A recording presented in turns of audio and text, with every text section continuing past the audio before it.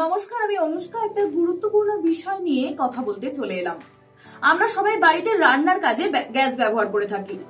বর্তমান সময় এমন অনেক খবর উঠে আসছে যেখানে গ্যাস লিক হওয়ার ক্ষেত্রে বড় ধরনের বিপদ ঘটে যাচ্ছে। এটি যাতে কারোর সাথে কখনোই না ঘটে সেই বিষয়ে সচেতন থাকতে আপনাদের কিছু বিষয় জেনে রাখা উচিত। গ্যাসের গন্ধ আসলে প্রথমে নিজেকে শান্ত রাখুন, আতঙ্কিত হবেন না। মুখে কাপড় বেঁধে নিন যাতে আপনার নিঃশ্বাসের সঙ্গে এই গ্যাসগুলি না ঢুকে যায়। রান্নাঘরে বা বাড়িতে যতগুলি সুইচ আছে সেই সুইচগুলি ভুলেও চালু করবেন না।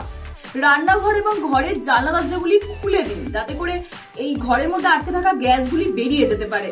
এরপর রেগুলেটর পরীক্ষা করুন, যদি এটি চালু থাকে অবিলম্বে এটি বন্ধ করুন। রেগুলেটর বন্ধ করার পরেও যদি গ্যাস লিক হয় তবে সেফটি ক্যাপ লাগিয়ে দিন। গ্যাস বের করার জন্য ফ্যান ইত্যাদি ব্যবহার করবেন না। ঘরে কোনো ধূপকাঠি বা প্রদীপ জ্বললে তার সাথে সাথে নিভিয়ে দিন। আপনার ডিলারের সাথে যোগাযোগ করুন এবং তাকে পরিস্থিতি সম্পর্কে যত তাড়াতাড়ি পারেন জানিয়ে দিন।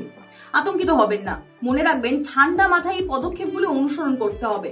আর এমনই কন্টেন্ট পেতে চোখ রাখুন ক্যালকলিং টিভি এবং ইন্দো বাংলা টাইমস বিজনেসের ইউটিউব চ্যানেলে। ধন্যবাদ।